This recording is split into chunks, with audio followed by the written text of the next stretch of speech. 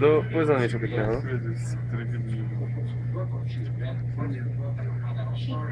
To sa nedá, ty kokos. Koľko si toho dneska vypil? Koľko je hodín? Ja som dneska vypil iba 2 litre tequila. Čo ti jebe, to by som nevypil sám. Iba pol litra. Alebo 0,7. Pozri sa na to. Ty vole, mám byť za 15 minút na Skype.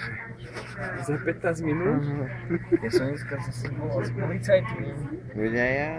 Ale ty kokot! Ja som s nimi zase volal, zase mi vysvetľovali, prečo by som nemal čo robiť. Ja som nič nepochopil, lebo som bol taký opitný. Ja som s nimi zase rozprával.